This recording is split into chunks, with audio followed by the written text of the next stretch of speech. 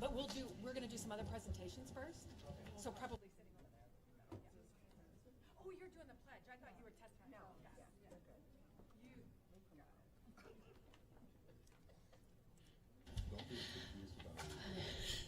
Okay, welcome everyone to our Tuesday, September 3rd, 2019 school board meeting.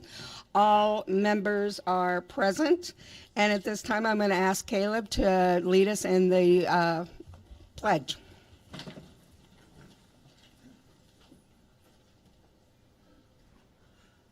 I pledge allegiance to the flag of the United States of America and to the republic for which it stands, one nation, under God, indivisible, with liberty and justice for all.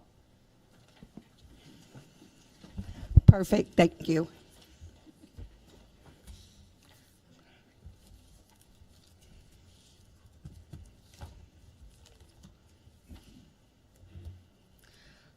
So sorry, I'm losing my voice.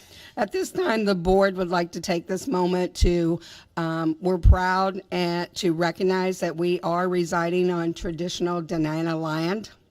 We want to welcome you to our meeting and thank you for attending and supporting the work of the Anchorage School District and the board. The mission of the Anchorage School District is educating all students for success in life. The board thanks students, parents, teachers, staff, school business partners, and the entire community for your investment in our district with your time, your talent, and your tax dollars. If you're unable to be physically present for the entire meeting, you may choose to tune in to the Anchorage School District YouTube channel to watch the live stream. Recordings of meetings are also available through the agenda and board docs. And at this time, I would ask approval of the agenda. Is there any dissension on the agenda or any additions? Okay, it looks like we're all in agreement, so the approval of the agenda moves on. And at this time, this is our favorite part of the evening where we have our focus on staff, students, and community. Yay! Welcome, ladies and gentlemen. My name is Dina Bishop, and I have the honor of serving as the superintendent of the Anchorage School District. And to my right, your left, I guess, looking, is our board president, Star Marcette. And if you haven't been to a focus on staff and students before, it is exactly that, a focus on staff, students, and community are those people who make ASD great. And it was approximately 4 years ago now that the board decided to make this a part of our board meetings, every board meeting, to celebrate the people who do the work in the system and to celebrate each other. And with that, it used to start at 5:30 and it's just been moved so that more parents and students could attend and celebrate with us. So the first focus on staff and students this evening is from College Gate Elementary School, staff and students in attendance from the UPIC Immersion Program. It opened its doors in August of 2018. So if you are present, if you'd like to come forward, we'll have the special guests here to give a recognition. But if you are in the program or representative of the program, if you want to come forward, we want to focus on you. Do we have our students? Okay, so they're going to also come forward, and we'll have them come forward, and we are going to get a special treat today with a presentation after the recognition is given. So these are our students from College Gate Elementary School, and wanted to share a little bit about them. The program inception came from a federal grant, the Native American Languages Program from the United States Department of Education. All right, you guys just come in and look at the audience. They're here to see you and celebrate you. And the Anchorage School District is excited to offer an Alaska Native Language Immersion Program, one of the only public school Indigenous language immersion programs in urban settings in all of America. We were the first. Or you were the first. You were the first. We are pleased to announce that College Gate UPIC Immersion Program has received legislative honors for their excellence in teaching, preserving the UPIC language and culture in Alaska. I would like to welcome Representative Ivy Sponholz, Representative Gabrielle Ledoux, and Senator Bill Wilikowski to present the honors. Please come forward.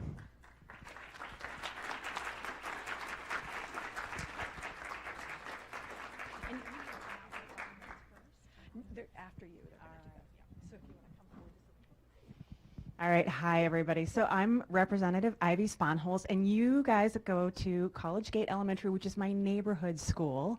And I got to tour the UPIC Immersion kindergarten class last year for the first time, and witnessed, 5-year-olds learning their native language or the language of their native brothers and sisters in an immersion environment, which is really exciting. And now this is the second year of this program. So there are kindergartners and there are first graders, and my own children did language immersion and Spanish immersion, and so I know what a gift language immersion can be, but it's even more special when it's your cultural tradition, I think. And there are a lot of people who worked really hard so that you guys could have this program. In fact, I think some of folks in the school district said that the creation of this program was a dream for them. And I think for me, it's a dream as well to see you guys here. And I'm really looking forward to seeing you dance and sing in just a minute.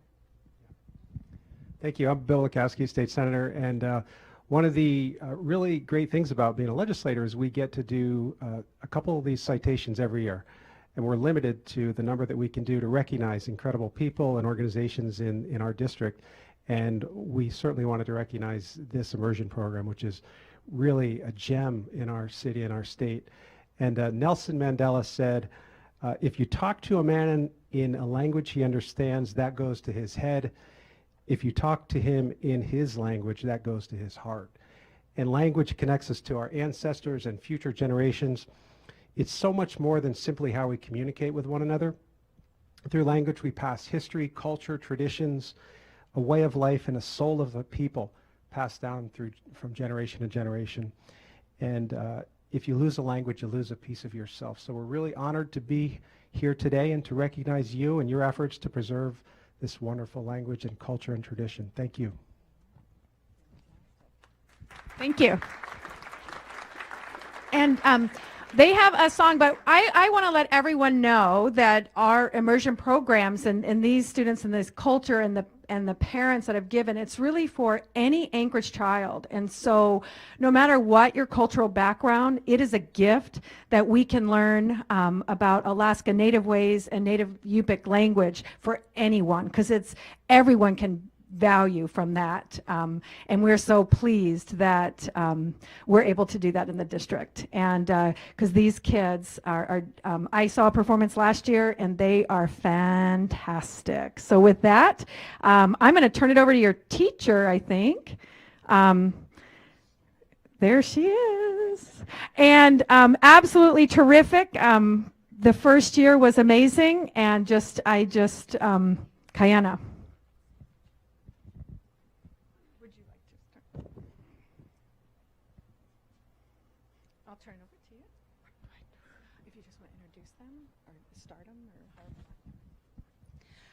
Ukut alhagni miklingut li tsagakkan ka tawal li tchitsukan tsagalhut wani kayo kaut katakati nani yuka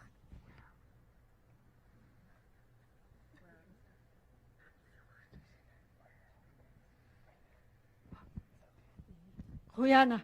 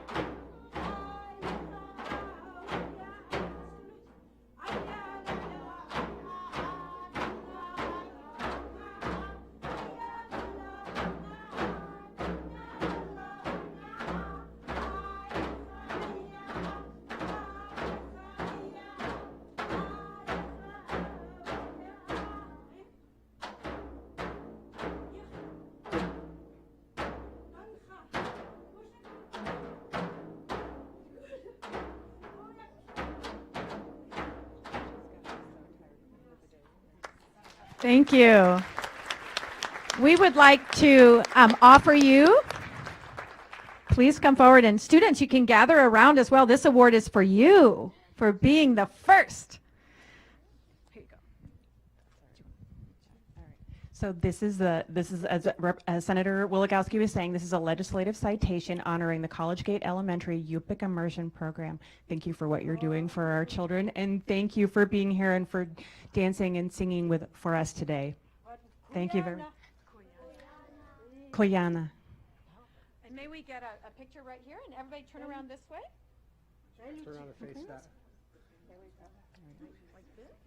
Hi.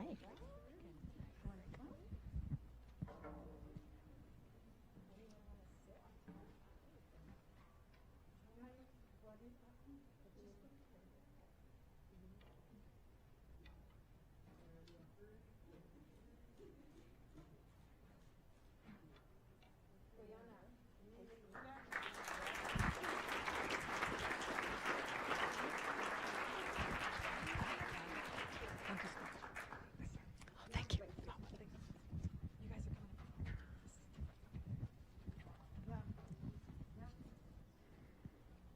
That was amazing. And so these kids were kindergartners last year, and they came in. So with only 10 days of school, they got their presentation back together. So they were just amazing. And at this time, I'd like to announce that the second focus on staff and students is a legislative honor for Chef Puff. If you could please come forward, Chef Puff.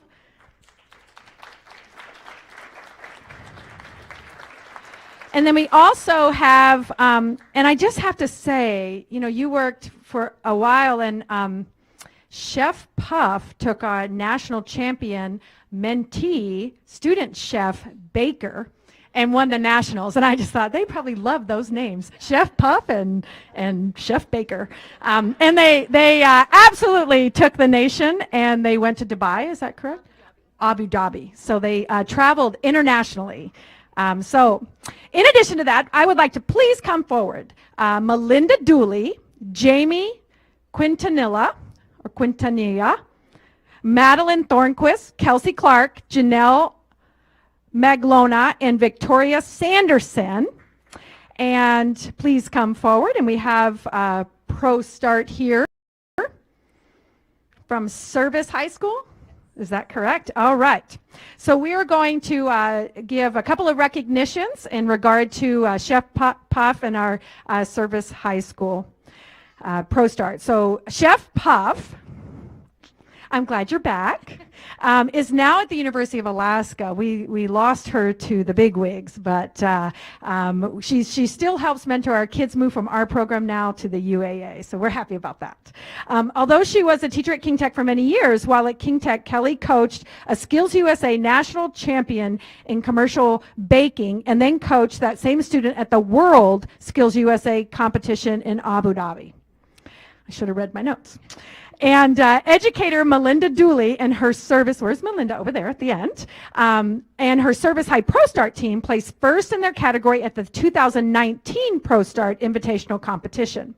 The Pro Start program gives high school students an opportunity to learn about the art of cooking and managing restaurants by training with professional chefs and obtaining valuable classroom instruction.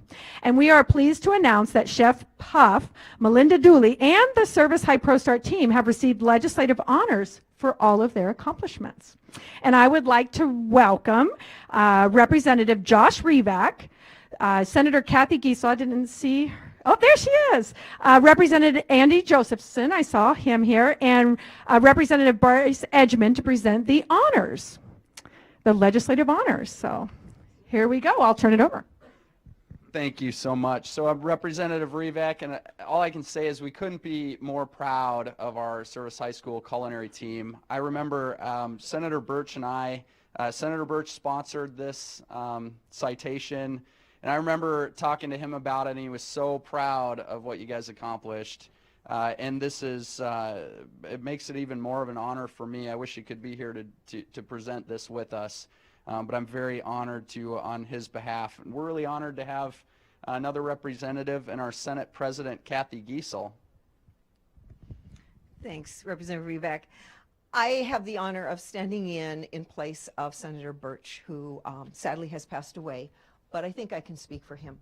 He was a civil engineer, and one of the things I appreciate about what your instructor, Ms. Dooley, presents to you is an integrated education, not only how to cook, but the math being integrated into it and the chemistry. Amazing. That is just so wonderful.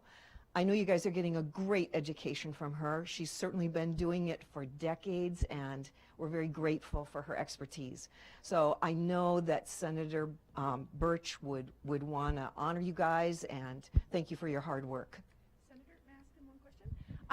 Would you like to speak on, since you did win in 2019, would you like to speak on what you made or your competition? Okay, you were just voluntold. Here you go. Introduce yourself. Is that okay? And tell us about that. Hi, I'm Madeline Thornquist. I'm a junior at Service. And so at the National Press Art Competition, our appetizer was a fried heirloom tomato with a roasted bell pepper bruschetta over top and a dandelion green salad made with fresh farmer's cheese.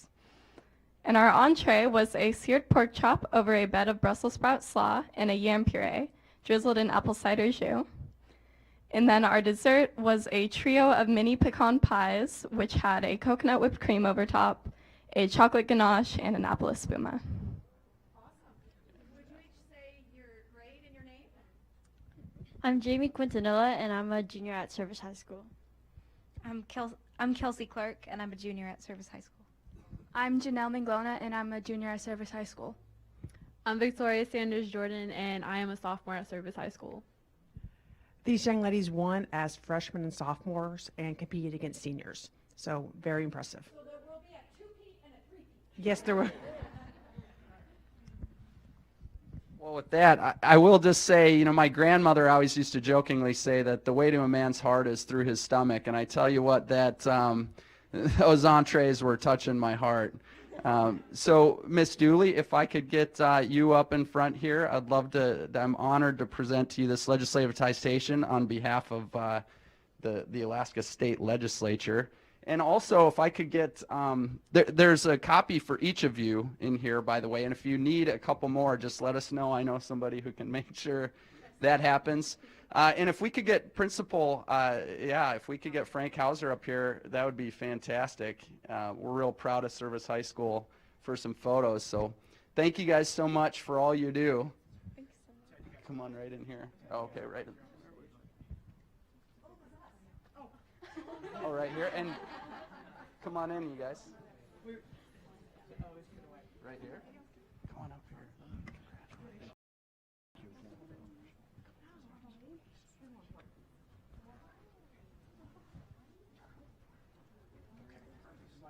Sure. Okay.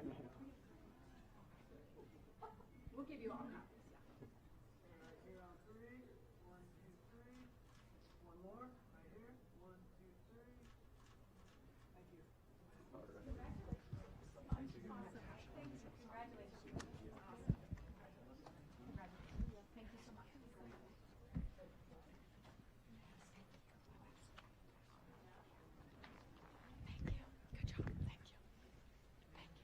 Are you guys staying for that? Okay. And we do have another presentation, and this was I shared a little bit just because I just fancy the names. I think that was just awesome, and I will turn it over. Well, good evening, everybody. This is an easy segue for obvious reasons. And first, it's sort of a double segue in that we saw the UBIC immersion program, and we see the variety of things you all are doing here, and we really cherish that and appreciate your good work. So we, as the other legislators have noted, we're allowed to have sort of a finite number of citations, and we look for them and people who are worthy of them and honor those folks. I tend to do quite a few in athletics. And while I don't know much about pastries, I do know how to eat them and enjoy them. And I read about Kelly, and I wanted to make sure she got recognized for her good work. So it's a pleasure to see you. And I'll quickly read this for you all. It says the members of the 31st Alaska State Legislature commend Chef Kelly Puff for her tireless dedication to her students in the community. Kelly was raised in Wasilla, attended Wasilla High, and is an alumnus of the Culinary Arts and Hospitality Administration Division at UAA. She is also a certified working pastry chef. Kelly now lives in Anchorage, and her active role in the community, coupled with her work involving vocational education of young adults, has earned her admiration from Alaska's culinary community. Kelly recently assumed the role of Associate Professor of Culinary Arts, Baking and Pastry Arts at her alma mater. Previously, Kelly taught at the Martin Luther King Center, which is in my district across the street virtually, or down the way, and held other teaching jobs in the Anchorage School District. Over the last several years, the students she has coached have consistently performed well in national competitions. We heard about how that's continuing. In the 2016 competition, her students took home Alaska's first prizes in 30 years, bronze, silver, and gold medals. Kelly received the 2015 Cutting Edge Award from the American Culinary Federation, and in 2018 was named as one of Alaska's BP Teachers of Excellence. That's an award, and we'll have to see what happens now that BP's leaving, but that's an award that gets a lot of attention, and for good reason. She has also served as a judge for the Sweet Rivalry Dessert Sculpture Competition, frequently hosts community workshops to expand skills of the interested public. It then says that the members of the 31st Legislature proudly honor Kelly Puff for her dedication to community and commend her for years of service. And it's signed by myself, President Giesel, who you just saw, and my boss, so-called, the Speaker of the House, Bryce Edgmond. And with that, I present this to you. Thank you. Congratulations. Thank you so much.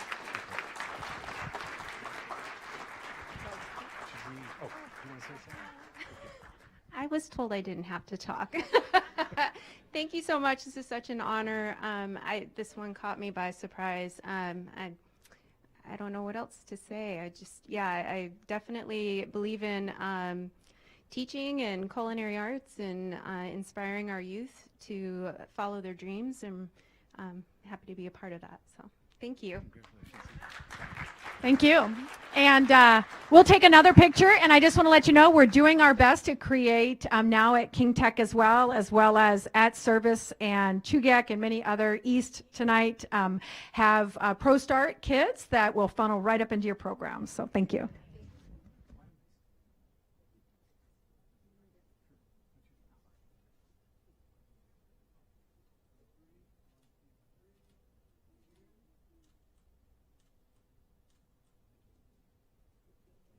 Thank you very much to our parents, our community members, and those that were honored today.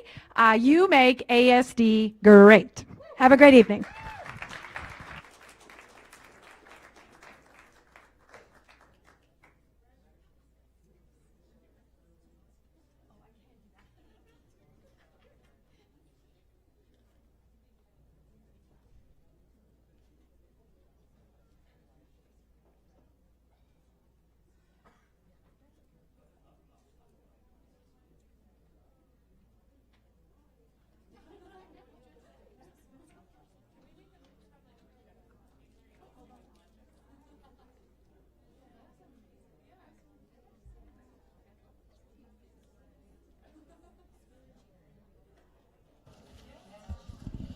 Okay, we're ready to start back up. At this time, we have our military report. Is Colonel Dainty here? There he is. How are you, sir? Good.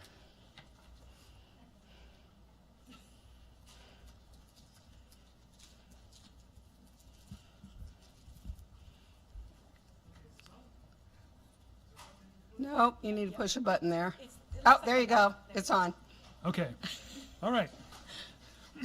Well, good evening, and thank you for the invitation to come and provide some comments this evening. Our school year has started really well.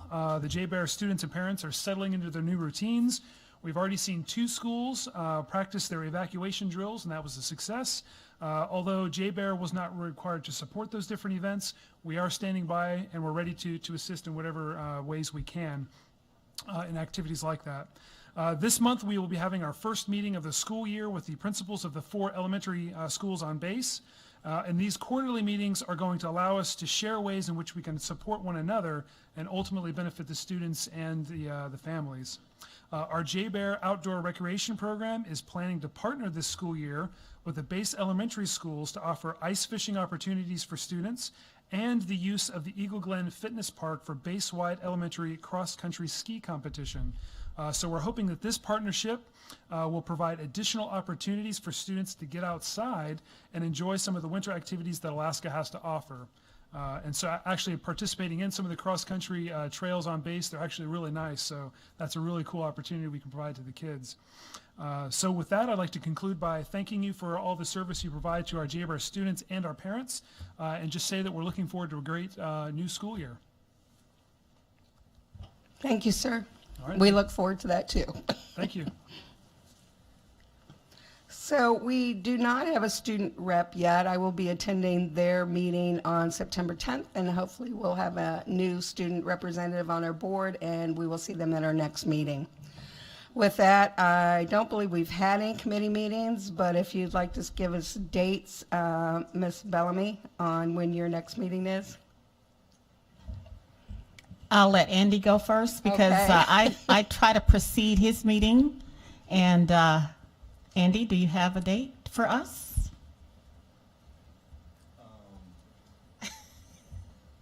Tentatively the 24th, but I haven't heard back completely if there are any conflicts. So barring a conflict, what I'll be trying to do is hold our governance committee meeting at 4 p.m. on the Tuesday after the first board meeting of each month, just to put some regularity into it. Therefore, the communications committee will meet just before Andy's meeting, which will be 3 o'clock. okay. Thank you. Thank you. Finance,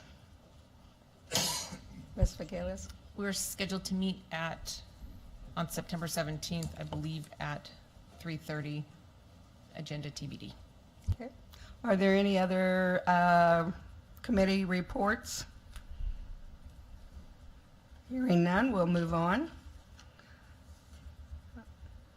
Right now, we are moving into public testimony, and I'm just going to read a statement here to begin with.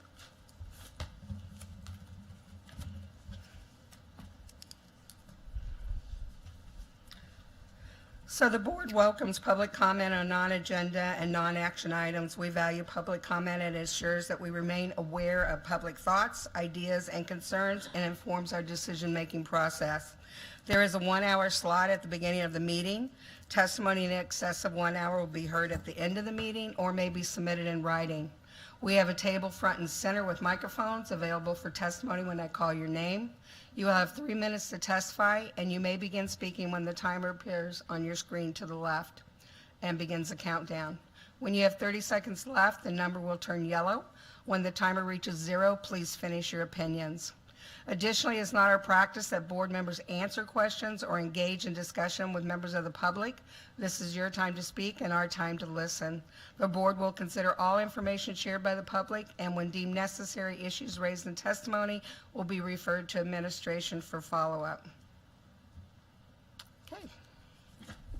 I'm going to call 2 names, and you can come forward. The first one is Kelly Lessons and Carrie Carpenter.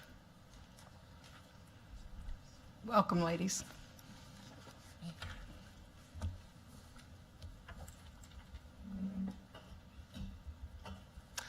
Good evening. That was an awesome way to start your board meeting, and I move that all school lunches are served by Chef Puff. But I'm really delighted to be here tonight as a parent of a now 3rd grader who's one of about, almost 9,000 students participating in ASD's Wellness Pilot this year. And that's the more recess and lunch sort of program. Our new principal has made it abundantly clear to her staff, to all parents, and to the students that all the kids at our school will receive 30 minutes of recess before 25 minutes of lunch, along with transition time and additional teacher flex time every day, all while remaining faithful to ASD's educational priorities. At this afternoon's PTA meeting, when this was brought up, every head nodded in agreement that parents and teachers are seeing positive benefits from this. So I wanted to share that. So now when I pick my daughter up at the bus stop, I don't need to stop to let her double fist her carrots because she can eat them. That was a problem we talked about before. Because more of this food is getting consumed, there's less food wasted in the compost bin, and because she's not hangry, she is calmer, she treats her little brother more fairly. So there are a lot of wonderful things that I'm seeing. I know that other parents across the district whose kids are enrolled in about 22 schools in this wellness pilot have reported similar results. I think Carrie's going to read some of those. That said, despite all of this good news, I think it's important to underscore that the school participation in the pilot is voluntary. And because of that, the numbers of and proportions of students who are participating is not as representative as it could be. And I was using the data dashboard with the newly released data, and from what I could tell, the enrolled students are wider, have fewer percentages of students who are considered English language learners, enroll greater numbers or percentages of gifted students, and have lower rates of economically disadvantaged students. So those are things that I think a policy would really help correct and make all of our 25,000 elementary students have the same opportunities. I know that ASD is at the start of a really awesome experiment, and I think it could become a national leader in this regard. So as good news about the wellness pilot trickles into meetings and reports and emails throughout the semester, I just want to underscore my hope that the board considers a revised board policy 5040 maybe this winter in time to optimize the daily scheduling for all of its students. Thank you.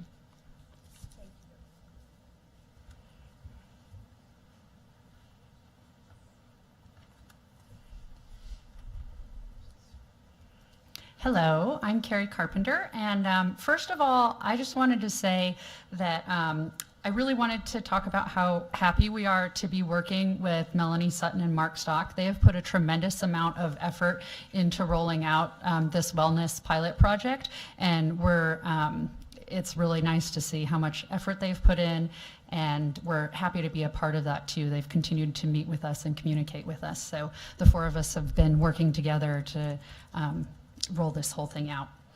Also, I just wanted to share real quick some of the preliminary comments we've received from parents after just 1 week of school on the increased lunch and recess. So this is what parents are saying. It was the first time my son has finished his lunch. It was awesome. Two parents I know commented about the same thing. My kid finished his lunch yesterday. One said it's the first time it happened since kindergarten. My daughter is at Rabbit Creek, and this was the second thing she told me about after school. And Mom, we get extra recess this year. I finished my lunch and had time to talk to my friends. My son is a third grader at Denali, and for the first time ever, he ate his entire lunch at school yesterday, which I credit to the in-classroom lunch. He says it's much quieter and less distracting, and that makes him want to eat his lunch. Rabbit Creek teachers were given the option whether to have kids eat in classrooms or the NPR. So far, I know 2nd, 5th, and 6th are eating in classrooms. Both of my kids were thrilled not to have to go to the noisy lunchroom. Our Trailside kids reported more time to talk with their friends to catch up after summer break during their inside recess. They loved it. My kids at Ravenwood came home with an empty lunchbox every day this week for the first time ever. They even told me that today I need to put more food in there for snack time. Our 6th grader said the biggest difference is that she's had time to eat her entire lunch every day so far this year. Rogers Park Elementary is doing 30-30, and my 7-year-old says he is no longer feeling hungry. Both of my boys are eating their full lunch for the first time ever. And this is from a parent whose school is not participating in the pilot project yet. And she says, it is sad that I had to spend time teaching my kindergartner how to eat lunch fast before the school year even started. I sure hope ASD goes district-wide next year with 30-30. So we're looking forward to hearing that all kids in the Anchorage School District report that they have enough time to eat their lunch. Thank you. Thank you, ladies. Next we have Jamie Rush and Caleb. Oh, I'm sorry, Dave Carter. Dave Carter and Jamie Rush. And Dave, you'll go first.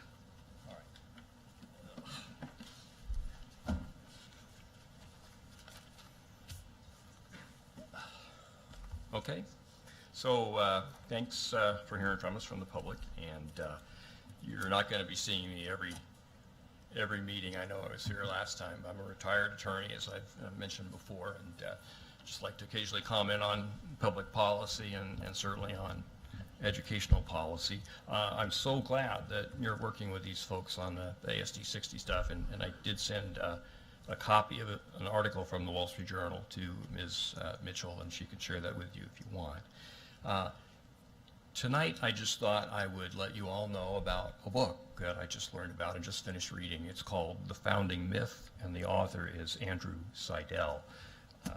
Looks like that. You can find it online. It's written by a constitutional lawyer. Lawyers and judges will understand it quite well, but so will all the rest of us, because it's written in a basic narrative style. And it compares some of the theories that our nation was founded on, the Ten Commandments.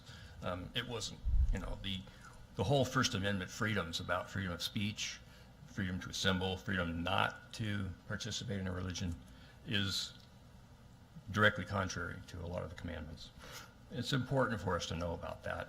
Every educator should have a copy of this book. The wonderful part about it, it's just released in 2019. This fellow's been working on it for a while, and he documents what he's saying. He's got footnotes, as lawyers do, and as judges want to see. And so he provides information that one can follow up on. It's quite a wonderful book, and I would urge you all to read it. For instance, I vaguely recall, hearing about General Washington being seen kneeling in the snow, praying at Valley Forge. But his research, and I think Ronald Reagan, he says here at one point, said that's one of the most sublime pieces of American history that he could recall. Turns out it's not true. Almost certainly not true. There's no evidence that it happened, and all the contemporaneous evidence is that General Washington was not a religious person. It's that type of stuff that we really want to know about. We want to make sure we're not teaching our citizens things that are not true. And certainly, it's a secular country that we all have, and it's very important to recall that when we're dealing with public education, secular information, and letting people challenge old assumptions is what we want to be doing. Thank you very much. Have a nice evening. Thank you. Thank you. For future speakers, if you would speak about 4 inches from the mic, it picks it up better for our when people are looking at it online when we're recording it. And Caleb, why don't you come on up beside Jamie here? And Jamie, you can begin when you see the clock. Hi, I'm Jamie Rush. I'm a senior in high school. I've been running cross-country running all 4 years of my high school career, and I'd like to talk about the issue with buses for the cross-country running teams. Where to start? So for all the other years of cross-country running, we've had buses every week for about 3 days probably to take us places like Service and Hilltop to go running on outdoor trails and stuff. But this year, due to budget constraints, we're unable to have these bus rides, so we've been running at our school every day of the week. And lots of other schools have trails behind their school and stuff, and so they're able to run on trails. And it kind of puts our school, it really puts our school at a disadvantage, because running on concrete gives us shin splints and lots of other injuries that are really detrimental to runners and just being a student. I've never really had this problem until this year when we haven't been able to go to Hilltop. Shin splints are really bad. And this year we have 150 runners on the team, over 150 runners, who have all paid about $190, I think, to join the running team. And never before have I seen so much trouble with kids having shin splints, coming to practice, complaining, not wanting to run, which is really sad, because I never had this issue, and lots of freshmen I feel like are going to be turned off of running and not want to run anymore. Yeah, and every night I've had to go home for hours to roll out my shins and ice my shins and stuff just so I don't get a permanent injury that could stop me from running for the rest of my life. And I know lots of freshmen and stuff new runners don't really understand all of this stuff, and yeah, it's really going to turn them off of running, and so it's very worrisome. Thank you. Thank you. My name's Caleb Beloy, and I'm here for the same issue as Jamie. I attend South Anchorage High School. I'm a senior this year, and I too have been running for 4 years, or this is my 4th year running. And with the bus issue, most of the problems that were, how should I say this? Like, the buses, not only is it just like a ride to like another place to go run there to kind of help save your shins for like running on softer grounds like at Service or Hilltop, but it's also places to run that like to help the cross country runners enjoy, because some of the cross country runners, their parents like force them to do it. They're like, you gotta do a sport, so put you in cross country. So they're not really like into it a whole lot, which the buses help like the students and athletes. They help them like want to do it more and like to do cross country, because with the buses we get to go to places like Kincaid, and from Kincaid we get to like run to Tasty Freeze, and those are the type of memories that the cross country runners we like those memories and look back at it, and we're like old, and then we're like looking back and then enjoying those times that we had on the bus and running to Tasty Freeze and just those type of things. And that just following up on just what Jamie said, that it hurts a lot of us to have to run on the pavement, because not all of us have the best shoes. So usually running on trails helps a lot, and we don't have very much of that. All we have are really roads. And we first thought not really to bring it up to here. We thought to like spend our own money and put our own money into buses, but then we thought other schools like Eagle River, who have the same issue as us, it would be to a disadvantage to them if if they can't afford it and we can. It would put them at a disadvantage not to be able to have those buses, but for us to be able to, because these other schools like East and Bartlett, who have these nice trails and right in the backyard of their school, don't have to worry about it too much. But that's just what I was thinking. Thank you. Thank you. Thank you both. If I could have Logan and Brady.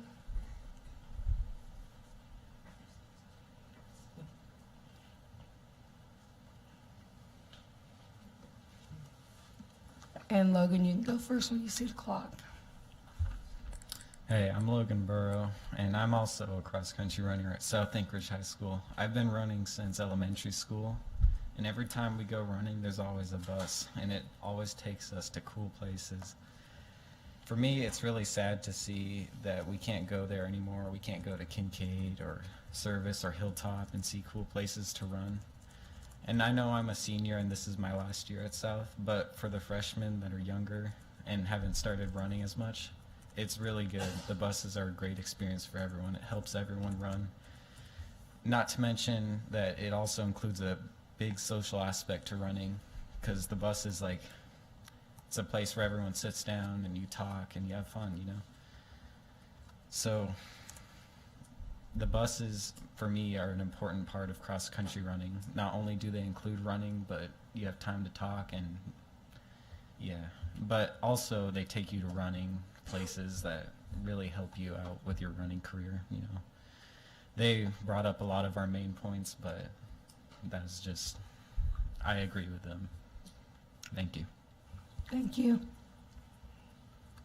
And is it Brady? Yes, Okay. ma'am. When you see the clock, you can begin. So my name is Brady Burrow. I am a junior at South Anchorage High School, and I have one more year of high school before I go off to college. And I've been running since elementary school, just like him, and it's always been a blast. I remember all the fun times that we have, even from elementary school when we didn't have buses. but that was when we had trails and everything around.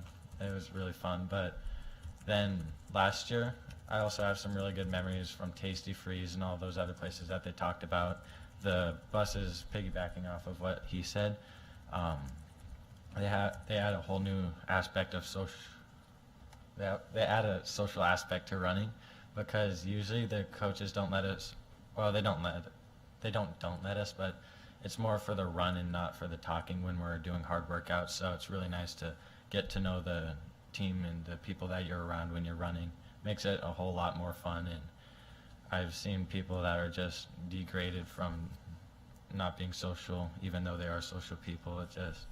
It's hard to watch, but the buses really make a big difference, because they make it more fun of a sport, which is what they said, instead of just places to run, because running on the same place over and over just gets kind of boring and it loses the fun aspect of running. So I've been less inclined to run this year, even though I want to get faster and all that. But it's just, it's a fun sport, and I just hate to see it go down. And all the other schools have advantages, and I'm not sure if the freshmen would be more inclined to run or not. Just my 2 cents. Thank you. Thank you. And Julian, last but not least. One of you could probably stay if he'd like a pal up there. Yes, please. Yes. Well, moral support there. I'll stare and breathe down your neck while you're talking. Please, no. Hey, I'm Julian Nguyen. I'm also a senior at South Anchorage High School. I'd like to keep this message a bit shorter than my friends, because I don't want to be repetitive in all our answers. So I would also like to add that because of our shortage of buses, like no buses at all, it's not only hard for the runners, but it's also hard for our coaches at the South Anchorage High School team. The coaches every day, they put in a lot of hard work into making new and refreshing workouts for all the runners without the use of buses. And like Jamie and Brady said, a lot of runners, newer and older ones, they feel that this workouts at our school, these repetitive workouts are just getting boring and not fun. And I feel like that's just bad for, just newer people coming in. But don't get me wrong, I appreciate all the hard work that the coaches do for the team. But I feel like if we had our buses, all that hard work could be easily taken away if we had these new trails to work on. I guess in the end, I just wanted to say that I just want this this cross-country season to be fun for newer and older runners, whether it be their first year or their last year. Thank you. Thank you. Thank you, gentlemen. Okay. Do we have anybody else that would like to testify this evening? Please come forward. And if you'd state your name, doesn't matter. Hi, I'm Val Ballarud. I had no intentions of speaking tonight, but these gentlemen just inspired me. As the drama, debate, and forensics coach, I'd like to do some recruiting. Sam Erickson is the coach at your school. It takes a lot of courage to get up here and speak in front of anyone, let alone the school board like this. So when I see students speak like that, I'm always inspired. Secondly, I wanted to give you a little bit of an update. Keely Spencer, who was your previous student member, I took my first baby off to college last week. Yes, she's going to UA Southeast. She spent a month this summer interning with Lisa Murkowski, had a fantastic time, learned a lot about politics, some things she probably didn't want to know. And now she'll be pursuing a degree in political science at UA Southeast as well. And I wanted to thank you for allowing her to have the experience to sit on this board. She developed so many skills in getting to be part of her, not just her school board, but the interaction she had with her peers because of that opportunity. You've made a legislator in the future, and I really appreciate everything you've done. So thank you so much for all that you do for us every day, and all that you've done for Kaylee. I'll be sure to follow up with other reports. Thanks. I'm sorry I'm losing my voice, but thank you. And tell Kaylee we said hello and wish her the best. Okay, at this time, we are ready for the superintendent's update. Thank you, Madam President, and I want to Before I get started on what was planned, I'd like to respond to the gentleman and thank them as well and if you need to go, that's okay. I just want to say thank you, but explain a little bit. They speak the truth. It's not necessarily a budget problem or a bus problem. We have the buses. It is a driver problem. And wanted to share with the board that we had some new routing with our Tier 4, but essentially our contractor, not on the district side of bus drivers, but our contractor fell short about 17 and 19 bus drivers this year, not because they are going to come back to us after tourism season, but they work for alternate companies in Alaska on tour buses. And generally, those folks that want a bus drive, they come to us after the season's over, which is about middle of September. So what we had to do is do our primary busing first, which was, of course, to and from school. So that was primary, and we pulled our activity bus drivers to run primary routes for a contractor. And then subsequently, what happened was both sports and field trips were affected because the only time that we can provide busing outside of the general service is when the buses aren't moving students around. And because of the elementary routes, these gentlemen and their cohorts, and I'm sure the female team as well, they aren't having access to the same busing that they did previous years. We do look for this to get better, but at this point in time, it's actually a driver issue. They also mentioned getting a trail, and that is in the works, but as we know from the history of the school at South, it's very imperative that we engage the community council for any changes in the area around South High School. And the school, is it the Wolverines? Yes. They finally got lights at their field. They are able to have home games now, and that was probably an act of over 10 years in the making. And there is an ongoing work with trails, but certainly has to be approved by this community council. So our folks are working in conjunction, but we just can't get ahead of that approval. So what they speak the truth. They spoke from the heart. It's not as fun as it was, most likely, but there are. It wasn't due to removing any funds. It actually was due to our contractor not having bus drivers. So, and their school is affected more than others who have trails. So, thank you, gentlemen.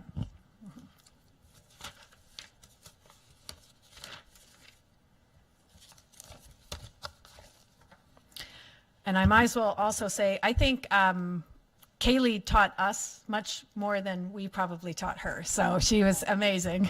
Still is, I'm sure.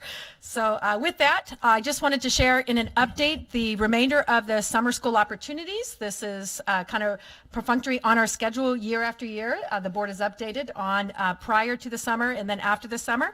One of the major functions is our ESY, or extended school year, which is also connected to an update on special education staffing, board meetings outlined, and then good things.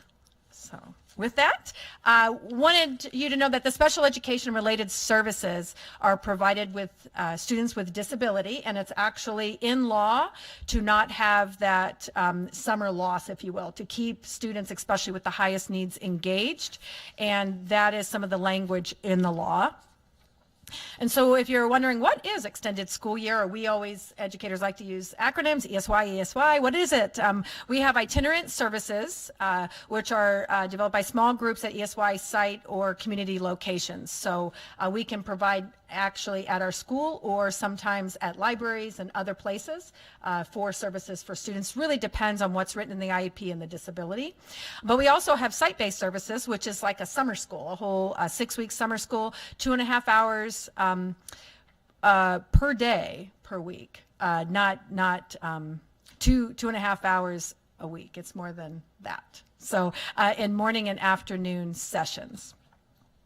And the site-based services were actually at North Star, Muldoon Elementary, the Mental Health Trust, and Whaley. Extended school year by the numbers, quite a few students are engaged, as well as staff hired for the summer.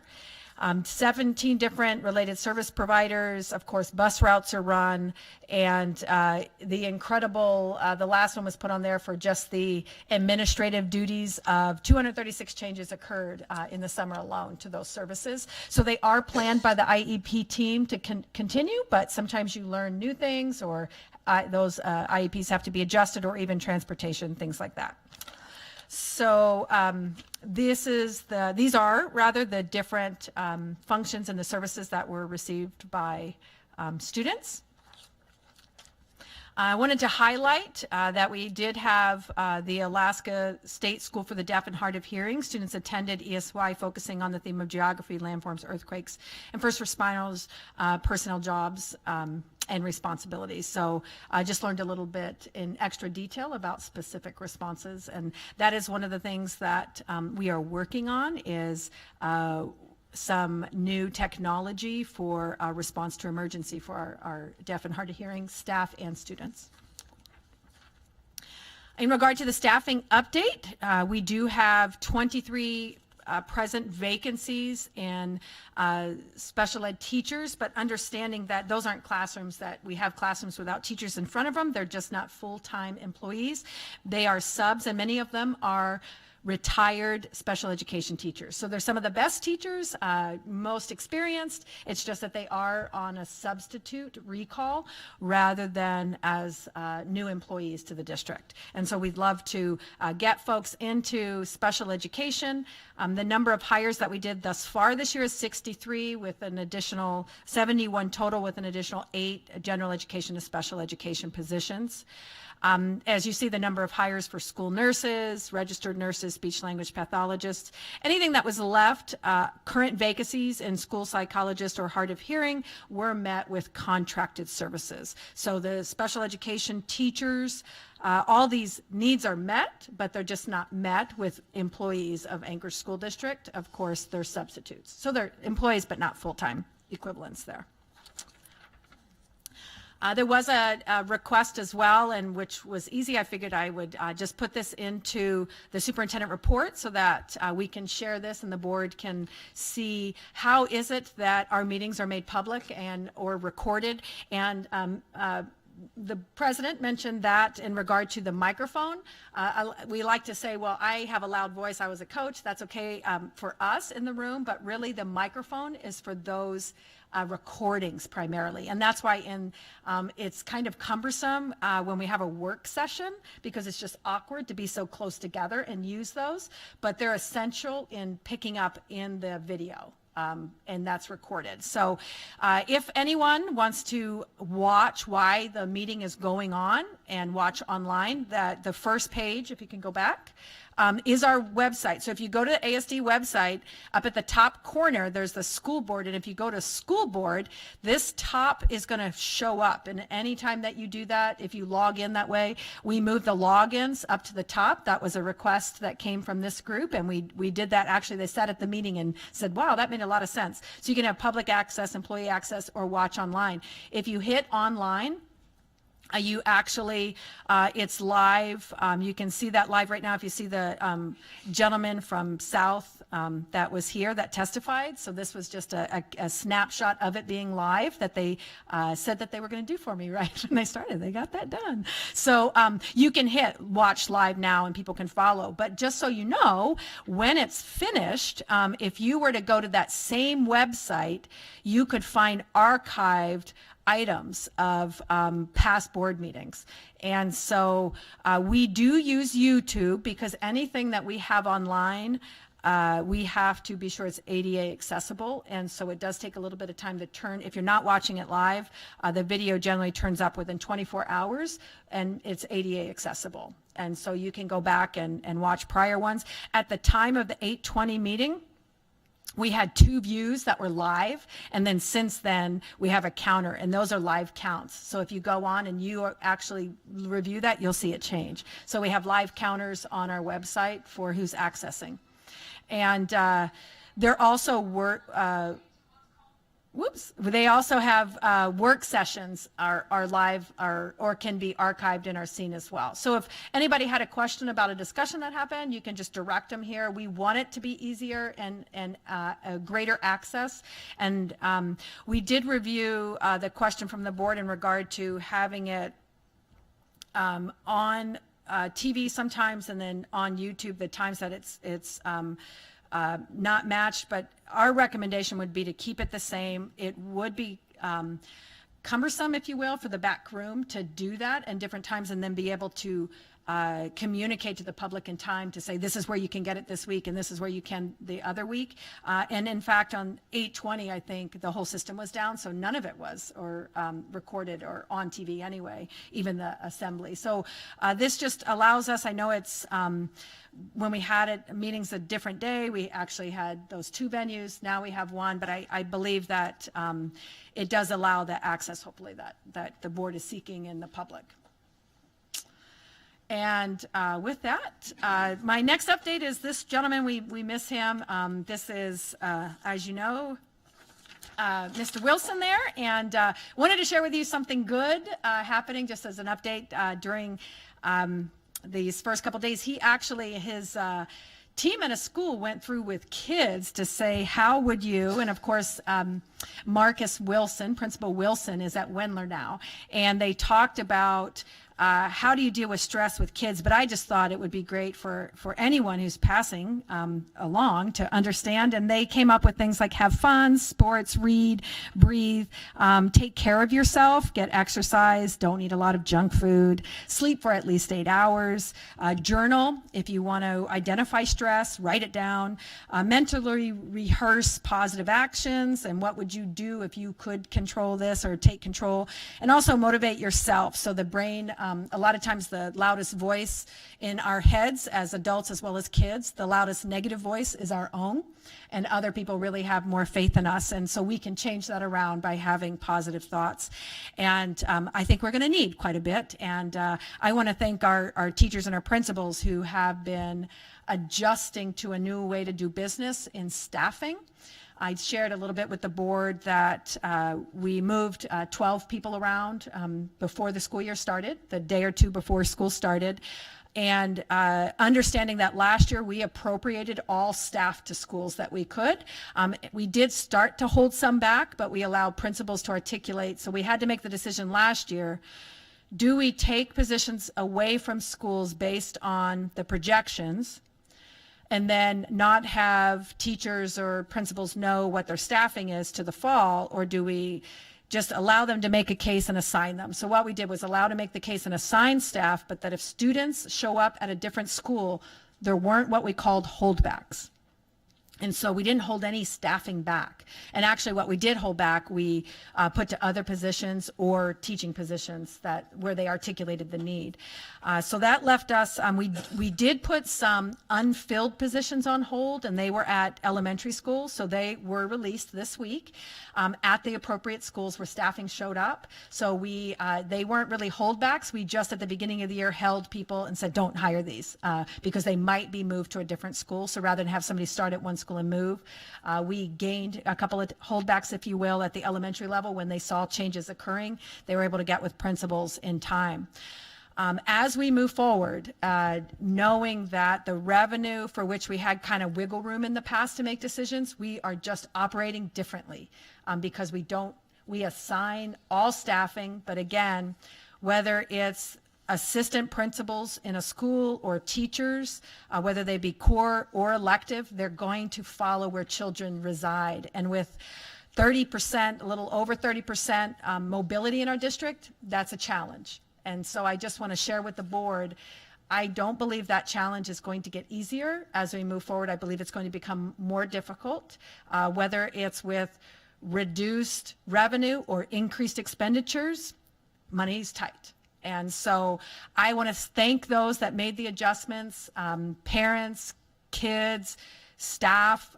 It's not something we like to do, but our school staff and Principals have appreciated it. We actually made some people happy by an involuntary transfer. Some of them love their new school and they always tried to get in that school. So it was, we took some volunteers first, but I just want to reiterate and go on record, it's a little bit more difficult this year than any other year since I've been here to appropriate staff. And finally, you can't end the day without a little bit of celebration. Although Bartlett is not 50 years old, their football team is. So their football team started in 1969, whereas their school started, I believe, in 53. Or 73, right. Yeah, that going the other way. 73, and 4 years later. And so there was this great story that our team worked in conjunction with it, and we're just going to show not the whole story, but a brief video of Bartlett. And it's a little tidbit of information in case you didn't know. 50 years have come and gone for Bartlett football, and for the coaches, it's something they reflect on with pride. You know, it's special for me just having played here, and you know, it's been here for some of the ride. You know, at least this is my 16th year of coaching high school football. 14 of them have been here, 4 years as a player. So, you know, it is pretty special to be here for close to half of that. With the Bears bursting back onto the scene with the state championship in 2002, solidifying their dominance in 2009,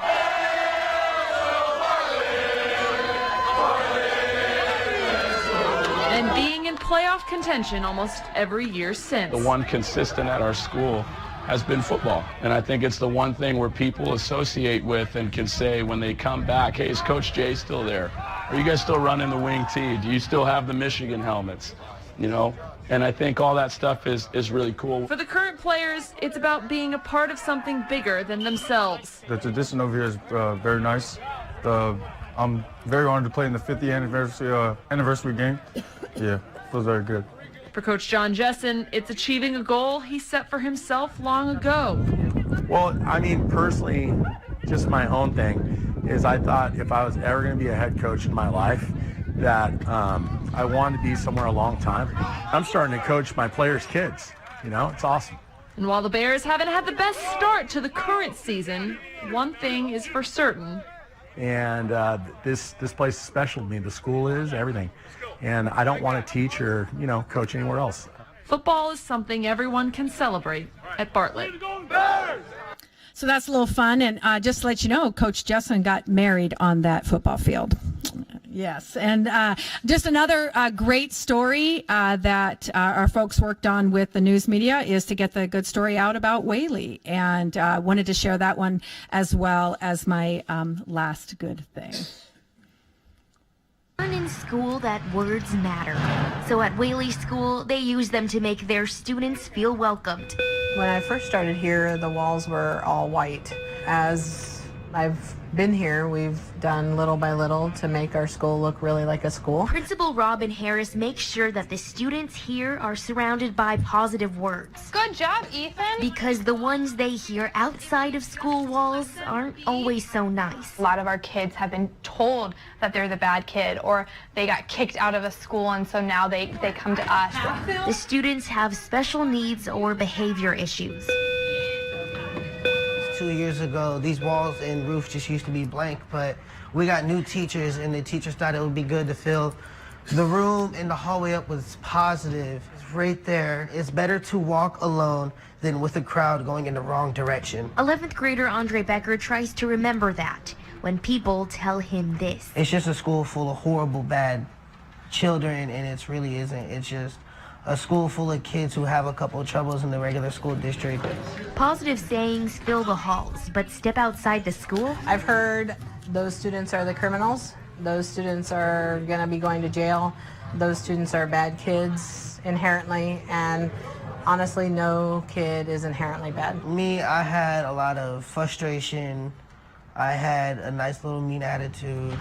When I got here, I walked through these double doors and I realized that I'm in a better place. I can change. The students, the staff, want to spread the word on who they really are. It doesn't bother me because I know what school I go to. I know what environment I'm in. Yeah, I know it's a beautiful place to be. For the Morning Edition, I'm Sammy Solina. And 11th grader Andre Becker said that his dream once he graduates is to come back to Whaley School and work as a teaching assistant. Love to hear that. So another good news at one of our schools, and just celebrating the success. It has been a fantastic start to a school year. Today marked the 10th day of school, and just want to thank the people who make ASD great, and they're the people in the system as well. So teachers and staff, everybody, principals have just, and the behind the scenes people have made it a nice start for our children and families. Thank you. Thank you. Thank you, Dr. Bishop. Yeah, Whaley is kind of has a special place in my heart. They've come a long ways. It's a good school, and it's a good fit for a lot of children. At this time, we're going to move on to our consent agenda. I move to approve the consent agenda, ASD Memorandum Number 16, Personnel Report, August 6, 2019, Executive Session Minutes, August 20th, 2019, Executive and Regular Session Minutes. Second.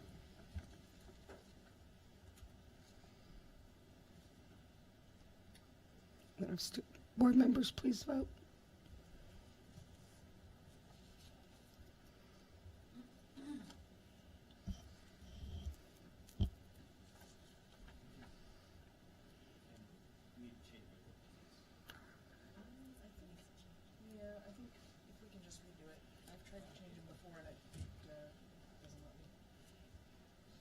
Okay.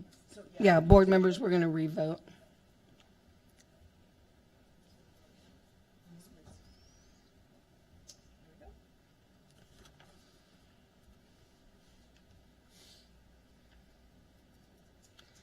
And it is, consent agenda is approved unanimously. I move to approve the expulsion of students associated with ASD incident numbers 1297-243 and 1297-242, and the reinstatement of students associated with ASD incident numbers 1278-847 and 1277-663, as discussed in executive session. Second. Board members, please vote.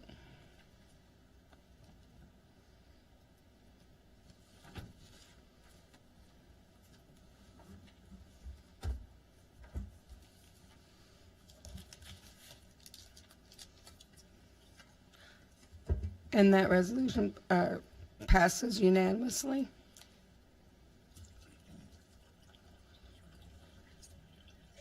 Oh, and at, sorry, at this time, that's right here. The procedures for agenda item testimony is as follows. This is for our action items.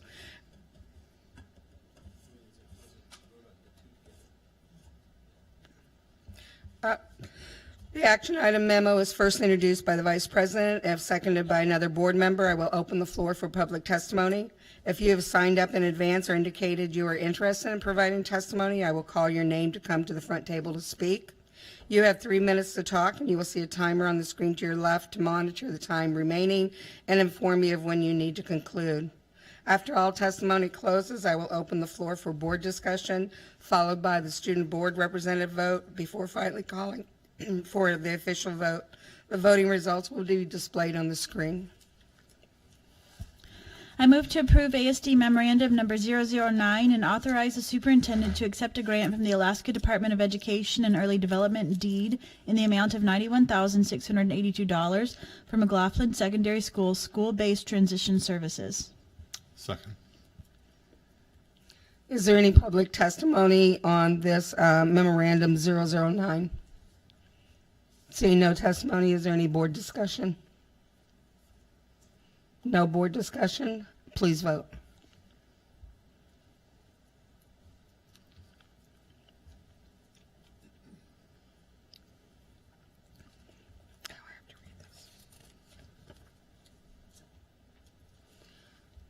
And that memorandum passes unanimously with 7 yeas. I move to approve ASD Memorandum Number 023, the employment agreement between the Anchorage School Board and Dr. Dina Bishop for the period July 1st, 2019 through July 1st, 2022. Second. Is there any public testimony on this memorandum? Hearing none, I'd like to read just a summary. And so the Anchorage School Board as approved, well, let's put it here. Dr. Bishop has a positive attitude. This is a summary of her evaluation. Dr. Bishop has a positive attitude and keeps the focus on students while being realistic about the district's progress and student growth and achievement. She has high ethical standards and expects that from the board. The superintendent is quick to respond to calls, emails, and texts from board members. Her updates are consistent and allow for great transparency. The superintendent encourages her staff to be proactive and work with the board. Dr. Bishop dealt with several very challenging events last year, the highlight being the November, I wouldn't call it a highlight, but being the November 30th earthquake. She did an excellent job making difficult decisions and keeping district employees, students, families, and the general public informed as decisions were made and schools were reopened or students relocated. She and her administrative staff demonstrated reflective learning from every incident to improve on procedures and communications going forward. Dr. Bishop frequently honors students, staff, and community members, as well as the board, and generally enjoys highlighting what makes ASD great. The superintendent implemented a district strategic plan, which continues to be integrated among all departments that is measurable and accountable. Extending Dr. Bishop's contract to June 30th, 2022 reflects an addition of 1 year to the 2 remaining years in her current contract. Thank you, Dr. Bishop. Thank you. It's been a pleasure. I appreciate it. And is there any board discussion? No discussion. Board members, please vote.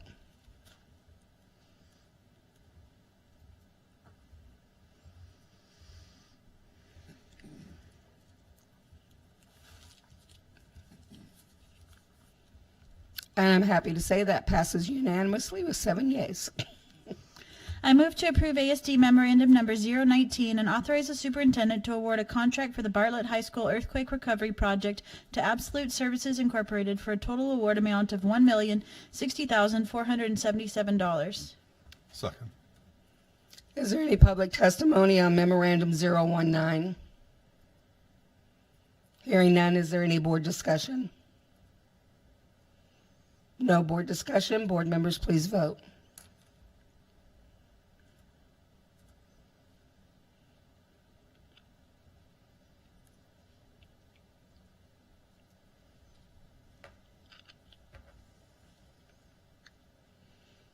And that Memorandum 019 passes with 7 yeas unanimously. I move to approve ASD Memorandum Number 001. The selection of the firms listed in this memo as the designers of record for the professional design and engineering services term contracts, and authorize the superintendent to enter into contracts with these firms for professional services for the period of September 6, 2019 through September 1, 2021, with 3 additional 1-year options. The not to exceed value of all contracts is $4.3 million for the initial term of the contracts. Second. Is there any is there any public testimony on Memorandum 001? Hearing no testimony, is there any board discussion? Seeing no board discussion, board members, please vote.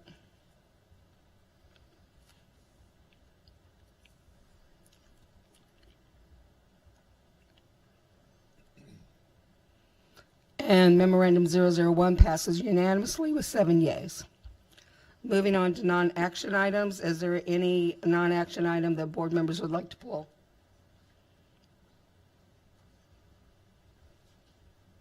Yes, Ms. Hildy? I'd like to pull number 28, and that's it.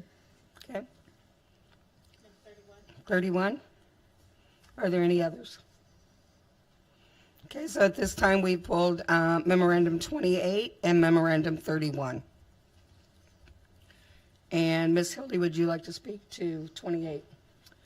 Sure, thank you. So this is one that is proposing to have the national anthem played once a month in our schools, with considerable leeway for the schools, the individual schools, and I appreciate that recognition that you need, each school is very different and unique, and we want that flexibility for principals. I just simply don't think another regulation is necessary. I think we really want to focus on academics right now. I see the national anthem played a lot at schools. We got an email today saying we want the pledge reinstated. So I just want to make it really clear. We say the pledge every day in our schools, like the hallways freeze. It's really very solemn and respectful. I've visited a lot of schools during that time. So this has nothing to do with the pledge. We do have the national anthem in our schools. The last time we talked about this as the board, that week I had 3 different national anthem and flag, the color guard ceremonies that I got to be a part of, and it was really beautiful. So just being still a new board member, I've been really impressed by how much effort our schools put into instilling patriotism in our students, and more importantly, the depth of that history of our nation and how we got to where we are today and where are we going to go. So I don't have any. I think it's great if principals want to do this, but I'm not interested in changing board policy to create additional regulations. Any other board members? Ms. Mitchell? Well, I would second what Alicia just said. I think that we have a lot of really great activities in the school, and I think, the music department has the whole list of songs that we have that do promote, they go alongside our history and social studies on civics, and so I don't think that the national anthem is played so often, and they play other songs, and I've been to so many concerts and assemblies and things where these things are played. So I feel like we do a very, very good job of teaching civics and encouraging a sense of pride in our country and our history. And I think we have a lot of mandates on our. Ms. Bellamy? Yes, I'd like to, I also agree with the 2 prior speakers. I think our policy is sufficient the way it is. I am hesitant to mandate that our students and our staff participate rotely in singing the national anthem without having appropriate history and background. Now, 1814, when the national anthem was written during a specific time in history. We have become so much more diverse, and while I understand it is a source of pride. Point of order. Mr. Donnelly. This is not the first time this has happened. The members' remarks are out of order because nothing in this proposal before the board requires the singing of the national anthem.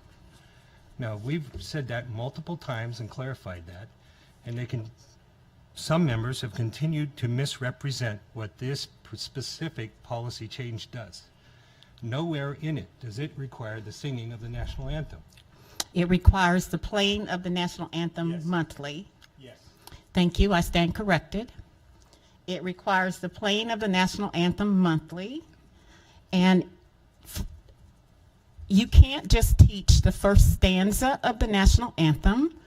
You've got to teach all 4 stanzas. The 3rd stanza in particular, I think, requires that there be foundational information and historical context, or it will not do. The intent is to unify. It will have an opposite impact for some of our kids. So I do not support, I think I trust basically that our teachers and our leaders and the administration will figure out the appropriate way to teach our kid, to unify, if the goal is to unify. If the goal, to unify our schools around common ideas of respect, citizenship, those are the kinds of things I think we need to be doing in our schools. And mandating the singing, while for some, and it is, whether I stand for the national anthem or not, I will be exposed to it.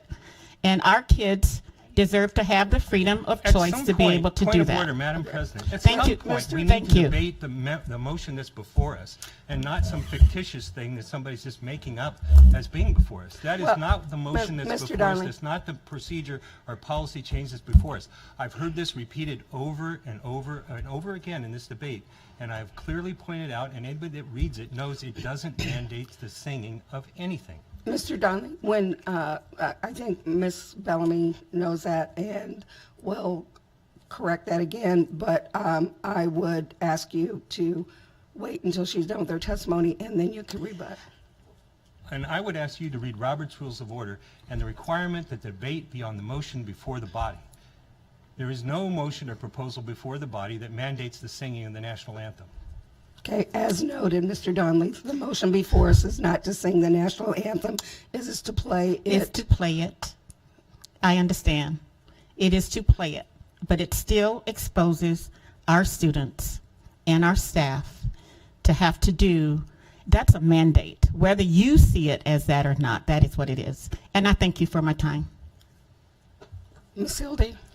I just want to clarify, we do sing the national anthem in our schools. Of course we do, the and first they're stanza. part of great ceremonies.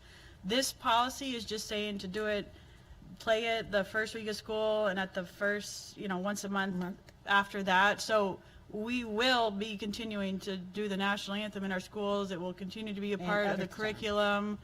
All of that is continuing. Our role as a governance is to make sure that our existing policy is fulfilled, and we did that through this process, surveying principals and talking about the importance of why we do different things, and so that is going to continue.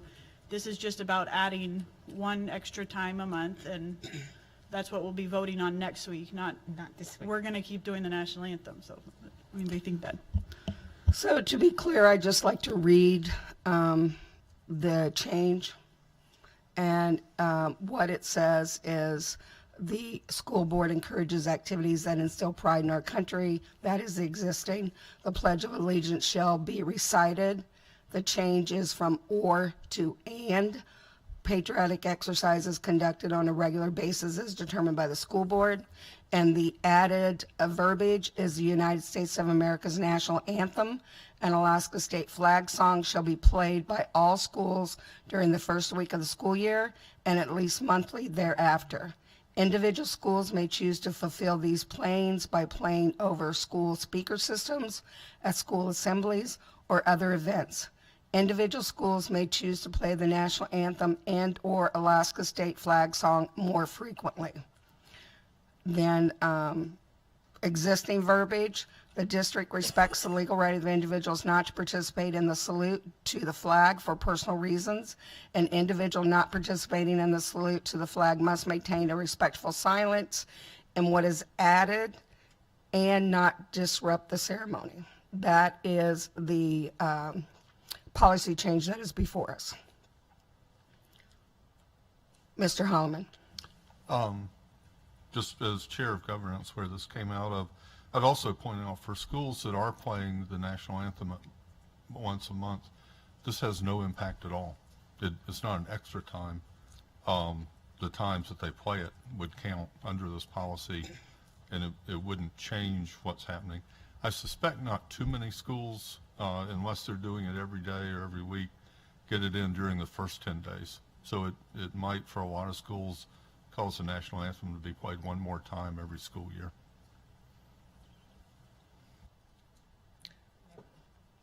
Mr. Donnelly. Thank you, Madam President. At the governance meeting, which I think was the 4th or 5th committee meeting we've had on this subject, there was the report from the administration about a survey of the principals, and there was a majority of the principals supported the playing of the national anthem once a month in schools. Secondly, there was some discussion. Member Hildy said everybody's doing the pledge, but this whole thing came about because about a year and a half ago or 2 years ago, I was advised that not all of our schools were complying with board policy and saying the pledge every day. That was not the case. There were schools out there that were breaking board policy. And that's how this all came to be, is that we were doing a survey to really find out how many weren't saying the pledge. And so now I do believe that everybody is complying with board policy and saying the pledge. But 2 years ago, that wasn't the case. Ms. Hildy? And I'd just like to highlight that is good board governance. If you hear something, because there's a big board policy, we don't even get all the details right all the time. Our responsibility is to review board policy, make sure it's being implemented, and then not to be, it doesn't have to be punitive. We just say, hey, let's make sure we're complying with this policy. Those schools where you had been reported absolutely did comply and changed happily, and there's just a lot of board policy, and our job is to make sure it gets enacted. I don't think adding another obligation is going to help us get it where we want to get.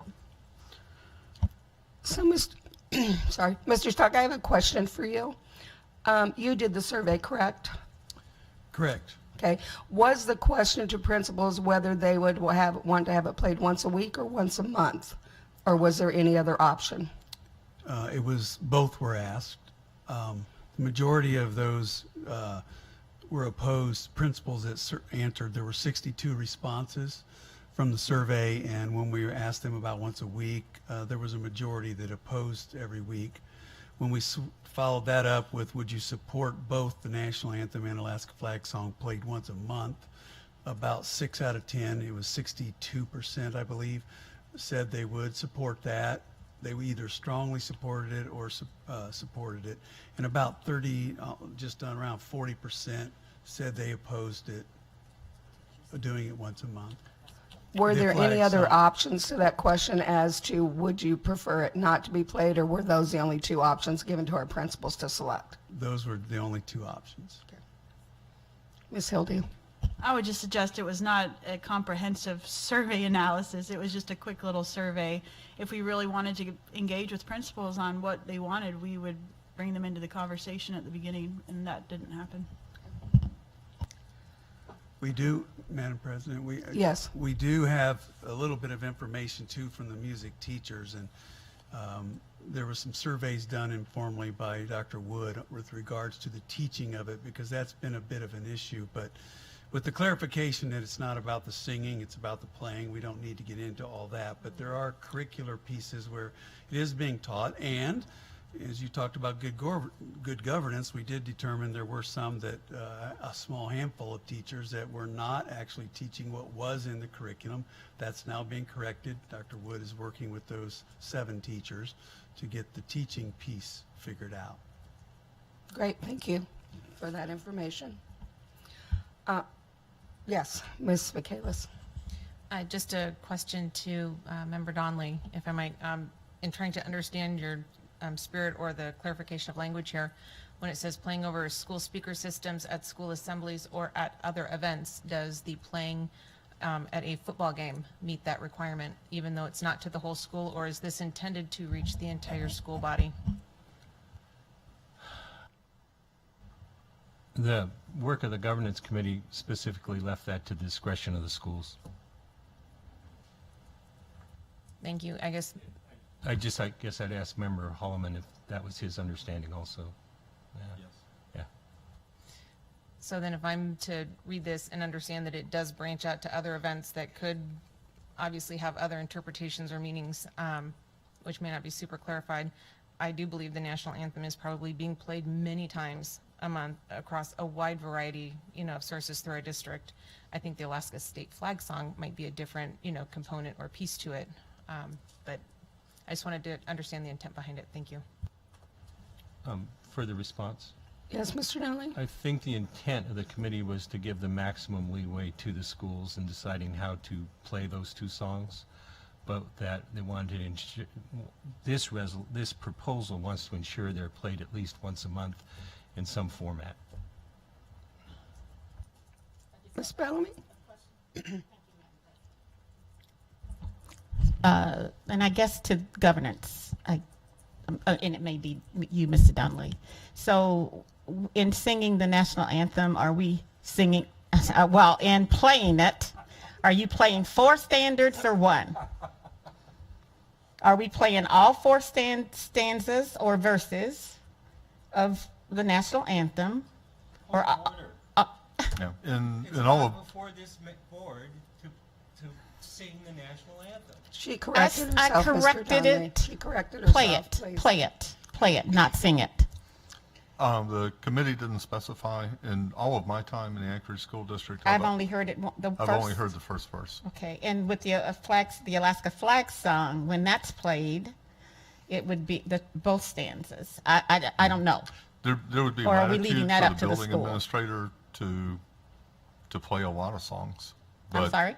There would be latitude to the building administrator to Yes. play a lot of songs. Understand, okay. More songs, more verses, but the committee didn't specify. Okay. Thank you. Okay, this will be on our on our action items at the next board meeting to vote on. I'll just weigh in also. I don't support this. I think it's just one more mandate. I think just having it go over the speakers without having more meaning to it or whatever really doesn't have the meaning that it needs to do. And I think that most of our schools already do this in some way or another. And so I won't be supporting this, but we will have further discussion, I'm sure, when we vote on this at the next school board meeting. Is there any other comments? Okay, and Ms. Bellamy, you pulled memorandum 31. I did, only to share, I guess that I had asked the question earlier today, and I just wanted the board to have the same information I had about the org chart and where the Indian Education Senior Director fell within that chart. And so I got an answer to my question, and that question was, it's under teaching and learning, right? Okay, all right. So that was the only reason I pulled it. And we'll be voting on that next school board meeting too. What would be helpful to me, and I know it changes, but maybe having a name that could just go with that. Sure, Madam President, I did use the, and it was actually in the best board practices. I used your reference. You may not have read it. It's available, I think Katie has it, but this actually was, to not put names on it, was actually a very direct point of good board practice, and so I tried to follow that. To that end, though, I think the main purpose, what you're asking for, is that if you could put a name with a position, you would know what they did. So might I, to do that, I'd like to keep with best board practices, but to answer your question, I think the real question is, what specifically is the work behind this? And because you know so many people, you could probably put it together. I would be happy and to publish to the board a brief description of the work in that position, as well as number of direct reports, if you'd like, and job responsibilities. And that might help understand what each person does, each title. Ms. Sealdy? I don't want that, or you spending time doing it. You know, our board policy is just the organizational chart. This isn't an opportunity to create more work. It's just so that once a year we do a review, that there is an organizational chart and that we can see what the structure is, and that you are, as part of your work, you know, organizing your administrators, and that we can see the flow of that. It's not for us to manage or know every detail of. And I don't think I'm asking you, and I can actually go on departments and see who heads what and put their name in there, but it would be easier if you did it. But maybe that could be a separate something, but I know what we're voting on, and I know what we're doing. Okay. So at this time, if there's no other discussion on the org chart, then we are moving into new business. And Mr. Donnelly, I thought you had something for new business you wanted to bring up. I'm still very concerned about the lack of television coverage for board meetings. I think it's a great loss to the community. I would not have supported or been in favor of moving to Tuesdays if we had been advised before we voted that way that the boards, there would no longer be television access to the board meetings. I don't think the YouTube alternative is adequate. I believe that the cable channel was much more accessible and usable to the general public. And so I really would hope that we would consider going back to Monday nights or some other night where we would allow the folks that had been following board members on the municipal channel to be able to do so. Ms. Hildy? I think, near 20 years into the 21st century, that being online is more than appropriate. I was talking to my Instacart delivery gal the other day, and she was telling me about her seniors that she delivers to, and they have to use an online app, and it empowers them to be at home, right? I mean, tech is here, being online, ordering, it's part of life now, and our seniors are more than capable of doing it and prove that time and time again. It's really easy to use, and being online is a part of regular life. Ms. Mitchell? Katie, have we had anybody complain about the fact that it's not on cable access? Okay. Yeah, I mean, for me personally, and I know most of the people I know don't have any kind of TV service. They do all their stuff. But I just wanted to know if there were people who had reached out to you. Thank you. Okay, is there any other new business? I do have something I'd like to bring up quickly. As you all know, we have our strategic planning meeting September 16th. Yeah. Katie is going to be handing out a proposed ASD goal-setting timeline of what we'll be looking at so that you can review this, and we can discuss this. If you have any comments or anything you'd like to add or just clarification, certainly be happy to do that for you. We have had, I believe, everybody respond that we've invited to the September 16th meeting, except for, yeah, if you could reach out to him, please, Ms. Bellamy. And so we hope it to be a very strategic and worthwhile event to get this feedback from our top community members and who we would want to reach out, who they would recommend, and maybe even help us with some of the questions to get to the ultimate answer of what we're trying to achieve with our goal setting. And all board members are invited to that meeting, and it is a public meeting. Is there any comments or, yes? I just want to make sure we do our best to communicate how important this process is to our community and most importantly to students. This is setting the path for learning in Anchorage for the next few years. We don't know that time frame, that'll be part of the process, but this, if you care about education, you should be part of this process. So I hope when you're out in community councils, you're at the grocery store, there's something more we really need to be talking about than this, because it's going to set where we're going, set the chart. Thank you, Ms. Hildy. Okay, any other new business? Okay, we have community council handouts. If we'll hand those out to board members, you can take a look at that, and which will be wonderful because I think a lot of us have meetings this week. Miss Vacalis. I didn't know when to ask the question, but it's kind of wrapped up in all this. And this is for the superintendent, do we know when we're going to get our final certified graduation rates and our PEAKS results? Through the president, our PEAKS results did come in preliminary, and we're presenting, getting that ready. I think it's on a scheduled already on one of the sessions to present. Either I think it might be during a report, superintendent report. So that's on the docket. We don't have our certified graduation rate. And in fact, interestingly enough, when we come up with questions and challenge some data issues, there's been so many changes at the state that we can't actually get, because we calculate them ourselves. So we're working with the state right now and their new folks and actually helping guide them. So I'm not that confident that they're going to get to us on time due to that fact, but it's just some change in staffing that they're struggling with that. But we do have it on the docket for PEAKS to present, and once we get the graduation rate, we'll be happy to move that forward as well. Okay. Any other, any other new business? Hearing none, this is the last chance for public testimony. If anyone would like to come forward and give public testimony, this is the time. Okay, no public testimony at this time then. Any school board or administration comments or communications? Mr. Donnelly. Thank you, Madam President.